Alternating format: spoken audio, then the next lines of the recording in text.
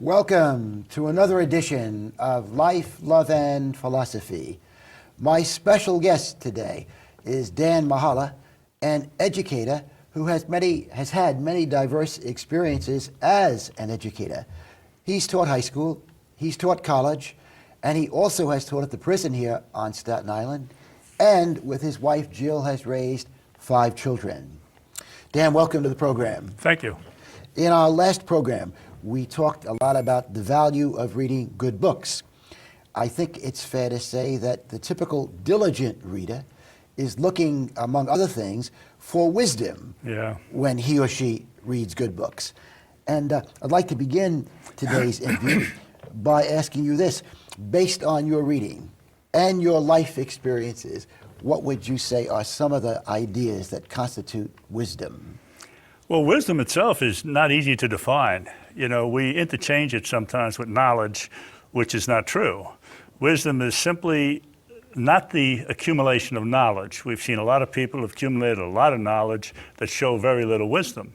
Wisdom, if I had to define it, I would say it's more like accumulation of knowledge that has been tested and challenged by reflection and experiences and comparisons and so forth. And also, I think a necessary ingredient of wisdom is the ability or the capability of challenging all of your beliefs and rejecting a great deal of your beliefs that don't seem to stand up as they did when you were a younger person. Let me go with that. I think it's very appropriate, by the way, that you're distinguishing between wisdom and knowledge. Someone could have a PhD in organic chemistry or in American history and not have wisdom. Yeah. That there is a difference between knowledge and wisdom, or maybe one could say it's a different kind of knowledge.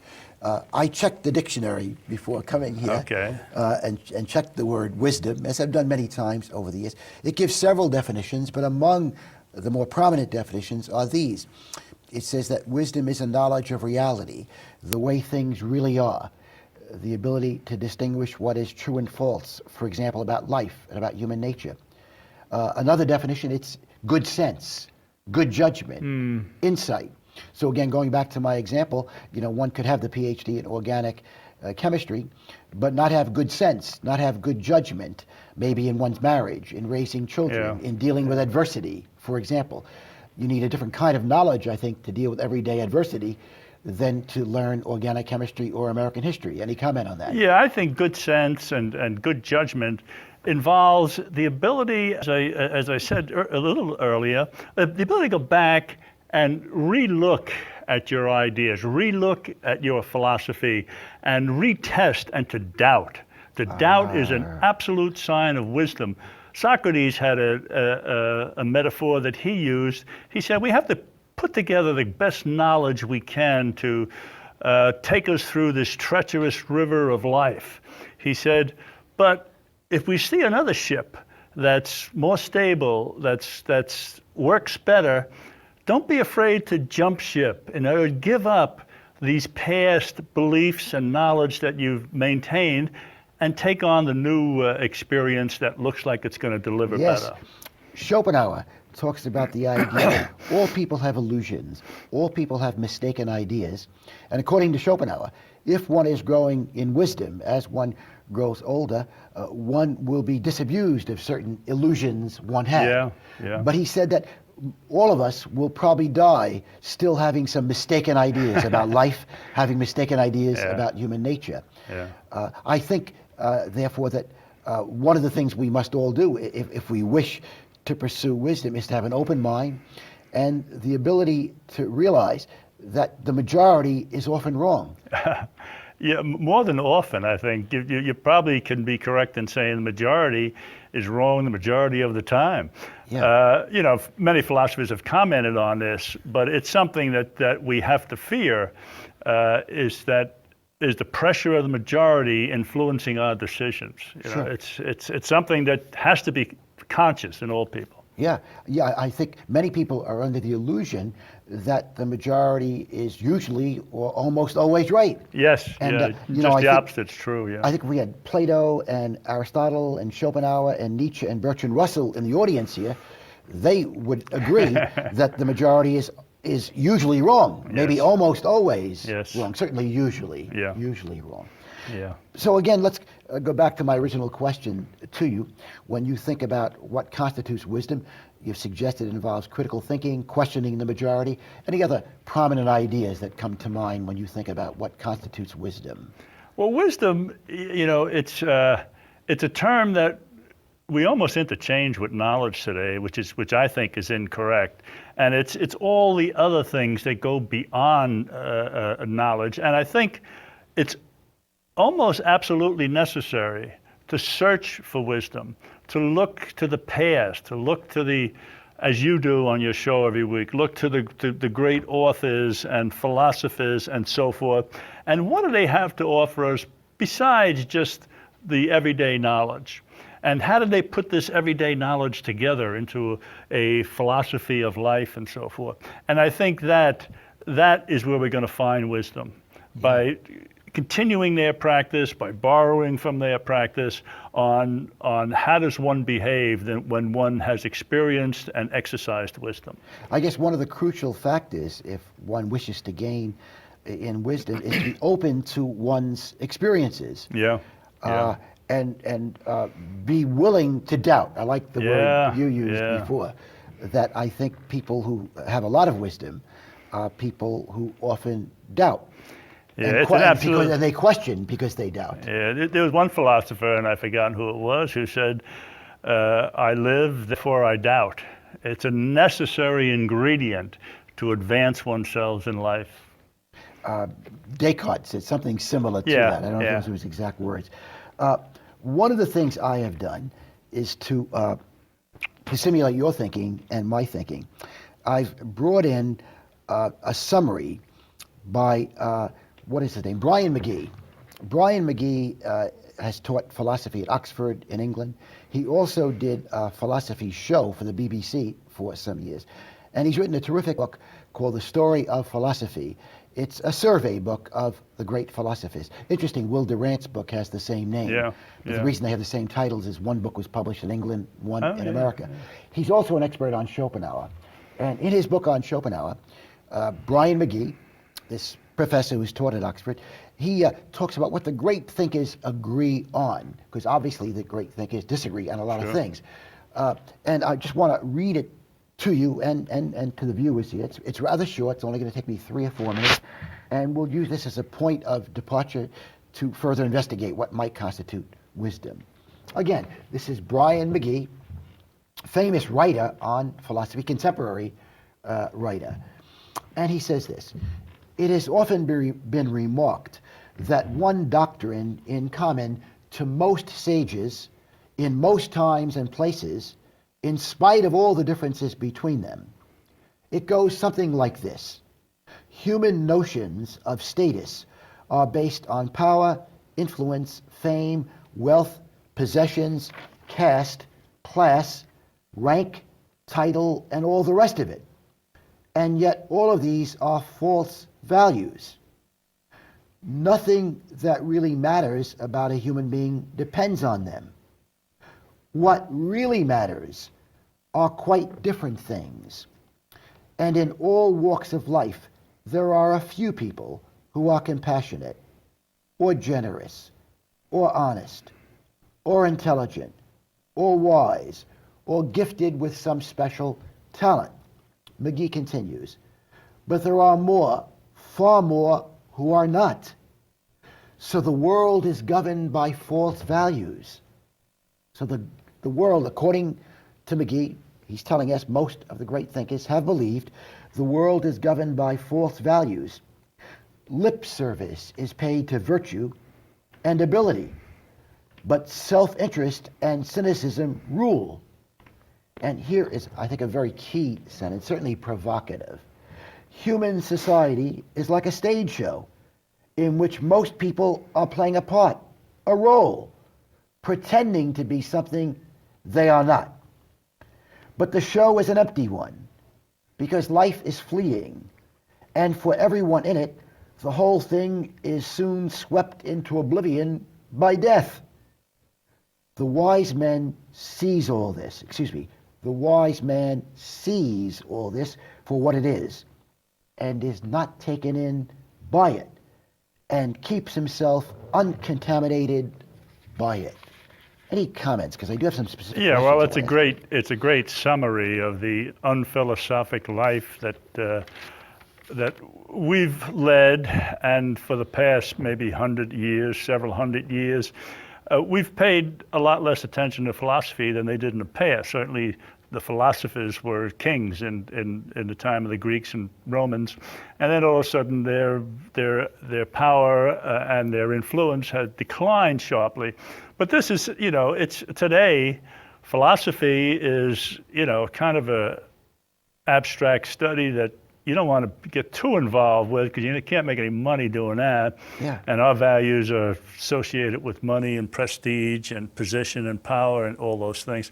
And it's kind of a shame, but luckily for shows like yours, you bring attention to this once in a while, and people say, maybe the philosophers were right. Maybe the great thinkers that went on what they've agreed upon, as you've pointed out here, the values in life are quite different than what we emphasize today. Yeah. One of the things I pointed out in some of my previous programs is that I find it difficult to reconcile the idea that we are supposedly a Christian society. We know that a much higher percentage of Americans go to church or synagogue than Europeans. And yet, while we're supposedly a Christian society, I think it's fair to say even many church-going Christians and synagogue-going Jews pay a lot of attention to wealth and possessions and fame. And you would think in a Christian country that people would be more likely to judge other people, not by how much they own, not by the kind of car they drive, but whether is the person compassionate, is the person generous, is the person honest, is the person intelligent. Emerson put it this way. Ralph Waldo Emerson, in one of his essays, he said that in America, people are much more likely to judge other people by what they have than by what they are. Yeah. Judging other people by what they have. Seneca put it this way. Seneca said, when someone enters your home, they shouldn't admire your furniture, they should admire your character. But I wonder how many Americans think that way. And I'm not just talking about Americans. I don't mean to belittle Americans. There are some great things about this country, and Americans have achieved some great things. There's no question about that. This probably applies to every society in the world. I wonder if there's any society in the world where people are judged, where the majority of people judge others by spiritual values and not by material values. I know of no society. Maybe one exists. No, there doesn't. There isn't. But the fact is that you mentioned that we are a more religious society, and certainly than the Europeans are to a large degree, and they are a more philosophical society. I know in France that it's a required course in all the equivalent of our high school to study philosophy. Yes, I'm aware of that. Whereas it's rare in this country. It's even rare in college. Some colleges have a requirement for introduction to philosophy or something like that. But to dedicate your studies to philosophy is rare here. And I think that is clearly reflected on our more materialistic attitudes and values than with those that are, have studied and understand philosophy. Yeah, it's ironic, I think, that one can go through college and never have to take a course in philosophy. Yeah. I've suggested tongue-in-cheek to some people that a required course, perhaps in every high school and university, should be Wisdom 1. And the idea is if you feel you've benefited from it, you might take Wisdom 2. And in this course, they wouldn't be talking about chemistry or American history so much as about how to deal with everyday problems and what to do to live a more fulfilling life. It seems if you talk to the typical person, I hope I'm wrong about this, it seems not just in America, but maybe other countries as well, the typical person believes a fulfilling life is having a lot of money, nothing wrong with that, I think, having a lot of possessions, and impressing the hell out of people. That's also part of it. You're not impressing people with your status, with your social status. And that there are so many other important values in life that they attach very little importance to. And maybe if they took a course like Wisdom 1, it might stimulate their thinking. I'm not suggesting, by the way, that any professor or teacher should tell young people what constitutes wisdom. I'm suggesting the teacher's function in such a course, the professor's function is to stimulate thinking. That's what I'm suggesting. Yeah. Stimulate Well, there's no thinking. doubt about it. I mean, without putting down America, but now that we've kind of singled out one of the reasons why our values are as materialistic as they are, is that there is a strong attitude of anti-intellectualism in this country. Yeah. Whereas other people, I mean, again, we go to Europe, but I'm sure you can go to the Far East, and you'll see that their monuments, their streets, and their cities are named after their intellectuals. Yes, I mean, yes. you can't travel throughout France without seeing a Voltaire Square, or Rousseau this, or Montaigne this, and so Yes. forth and so on. We're here, we don't recognize that. Our heroes are athletes or military men or something like that. And that's a clear sign of where our emphasis is. There's It's an not area- on the intellectualism. It is interesting. There is an area of Amsterdam where virtually every street is named after a famous composer. Yeah. So there's a street named after Beethoven and Mozart, and you name the famous composer, there's almost certainly a street named after him in this Yeah. particular neighborhood of Amsterdam. And also streets named after some famous philosophers like Erasmus, Yeah. for example. Yeah. Yeah. Interesting. Let me go back to one of McGee's sentences that I very much found provocative. He said, "The world is governed by false values. Lip service is paid to virtue and ability, but self-interest and cynicism rule." That's quite a provocative statement. Only lip service is paid to virtue. You know what it reminds me of? In one of his dialogues, Plato has Socrates say that most parents claim that they teach their children to be just, but Socrates challenges that. He says, no, what they really teach their children is to give the appearance of being just. That if people think you're just, life will be a little easier for you. It's not so much, Socrates is saying to most parents, and I hope he's wrong about this, by the way, it's not so important their children be fair-minded, that they treat others fairly. It's very important they appear to treat others fairly and justly. Yeah, that seems to be so much more important. It's kind of the Machiavelli way. It's not to be good, but to appear to be good. Yeah. Not to have certain values, but to appear to have those values. And it's the ruling force today is to appear. And if you just have to, and you can't miss our presidential campaign, they want to appear to be of the people. They want to appear to have honesty and courage and so forth. So not to demonstrate it, but to appear to have So it. the persona in politics and elsewhere Much can be more so much important. more important than the reality. Yes. In fact, McGee talks about the idea that there's so much role-playing in society. Again, his own words, human society is like a stage show in which most people are playing a role, pretending to be something they are not. Yeah. Pretty provocative.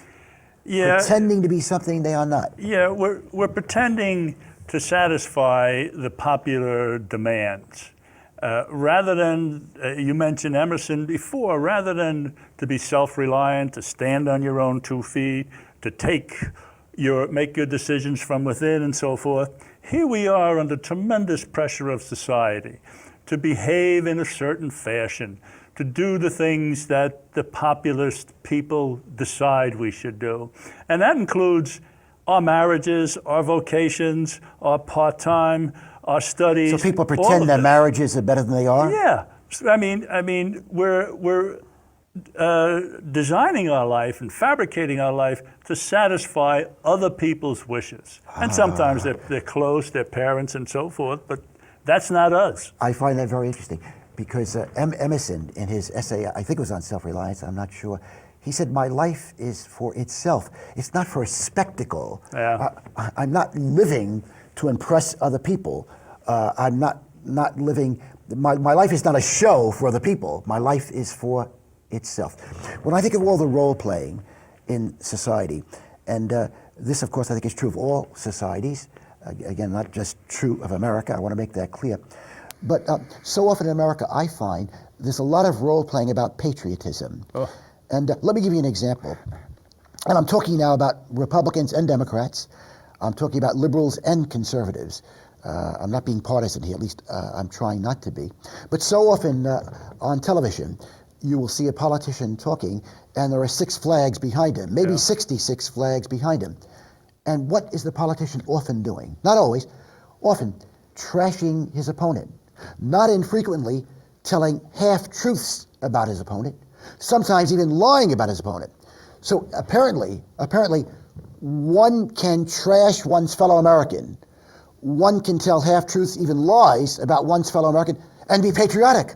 Yeah. I thought patriotism was devotion to the American people, that if you're patriotic, you treat your fellow Americans justly. Again, I'll say that again. It seems to me, if one is truly patriotic in America, the criterion is not whether you fly the flag, how do you treat your fellow Americans? So if you're a businessman who's very dishonest, and you fly the American flag outside your store, you're not patriotic. Mm-hmm. If you're a teacher, and you have 3 flags on your car, I'm being exact, but you never prepare a lesson. You never prepare a lesson. You don't really care whether the kids fly. You're not patriotic. But it seems to me that if you just fly the flag, people can be very impressed by that and don't even ask themselves, how does this person treat his or her fellow Americans? I'm wondering, could it be that many politicians in America really are not very patriotic? Again, I raise the question, can you trash your fellow American politicians, whether you're a Democrat or a Republican, and be patriotic? Can you tell half-truths and lies? The answer to that question is most people think yes, because you're the flag waver, you wear your flag pin, and everything. And I'm not condemning those that wave the flag. Of course not. I'm not either. And post the flag on their front porch and wear the flag pin and so forth. But when you substitute that for what you said, treating your fellow Americans decently, making their lives better, when you substitute wearing the flag, carrying the flag, and claiming patriotism for decency, then you're rambling down the wrong path. But you're fooling people, because all you got to do is convince them that you're doing what's best for this country, and you're there preserving this country, and you make your political speeches about saving America, and you don't really give a darn what happens. Yeah. And your policies clearly indicate this, but that's above the level of a lot of the voters. Well, one really wonders, as I'm getting older, I'm getting a little more cynical. Yeah. But one really wonders, what's the percentage of politicians, again, liberals and conservatives, I'm talking about both, who are truly patriotic, who are truly good people, and what's the percentage who are egomaniacs, who simply want power, but are tremendously good at playing the role, I'm patriotic, I'm more patriotic than my opponent. Yeah, well, Michael Moore was pretty good at this when he waited outside of Congress one day and asked people if they had any close relatives that were sent to Iraq or Afghanistan. Yes. And he asked members of Congress. Members of Congress, the real patriots, that they were saving the country. But no, they didn't have any members of family or close people, and they didn't recommend it. Yeah. And, a lot of them had children, nephews, friends and so forth of the right age to participate in a patriotic way, but they never advised it. And if anything, you'd have to conclude, because of so few relatives of these same congressmen and themselves participated in a patriotic act, that they were pretty much on the other side of the issue, even though all of their political spiel comes out, we got to save America, we got to protect America, we got to influence the world with America's greatness and all of these things, yet they thought in an opposite way. Yeah. My understanding is that the vast majority of members of Congress have no relative fighting in Iraq. That's right. There are prominent examples of people who do. John McCain's son is in Iraq, a Republican. Sarah Palin, too. Yeah, her son is going to Iraq. And the Democrat, Jim Webb, I believe his son is in Iraq. But I think they're in a small minority. A few. Only a few. I take my hat off to those people, whether one is for the war or not. I take my hat off to them for not being hypocrites, apparently encouraging their children. Well, patriotism is only one thing that, our political system has so distorted the values in this country. And patriotism and all the other things that people claim are American values are mostly a shield for, the opportunities to better themselves, to gain power and respect and prestige and so forth in the world. And it's just abusive when you look at the real policies that these people support and feel strong about, and the claims that they make of their patriotism and courage and honesty and so forth. Yeah. There's a clash there. In talking about wisdom, I think this, and McGee relates to this, that to acquire some wisdom, and nobody has perfect wisdom, of course, requires seeing through all the lies in the society one lives in, whatever society one lives in. I think the great thinkers would tell us, if they were here today, that there's a lot of lying that goes on in every society of the world.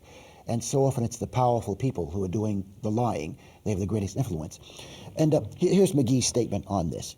The wise man sees all this, the role-playing, for example, sees all this for what it is, and is not taken in by it, and keeps himself uncontaminated by it. Emerson, one of his favorite quotes we both like very much, whoso would be a man must be a nonconformist. Yeah. Whoso Amazing, would be a man. Yeah. But I would think, again, to acquire some wisdom requires a certain intellectual vision, spiritual vision, and seeing through all the lies we are. Whether the lies are coming from the television industry, the advertising industry does a lot of lying, a lot of manipulating of people. But one prefers that term, manipulating instead of lying. Yeah. Movie industry, music industry, in terms of the values they promote. And today it's much more difficult to get beyond it. Everything is so professionally done. The best public relation men, the best advertising men are all involved with creating this facade of this candidate or this product is the best and here's the reason for it. It used to be you talk to a person like you and I are talking now, and I could see by your body language and so forth that maybe you're not quite telling the truth. Now it's so professionalized that they fabricate a candidate, and they fabricate the character of that candidate, and it's almost impossible to see through it. Yeah. B.F. Skinner, commenting on television, I'll leave you with this thought. He said, we don't have a political dictatorship in this country, but we have a dictatorship of the media. That the advertising industry, for example, television industry, has such a terrific influence on how people think and live. Yeah. We're out of time. This happens all of the time. You're going to have to come back because we're going to do a show on Emerson's self-reliance. Dan, I thank you very much. Thank you for having me. Coming. You're very welcome. As is my custom, I'd like to end with a quotation from Henry David Thoreau. In Walden, his masterpiece, Thoreau penned the following words: "To affect the quality of the day, that is the highest of arts."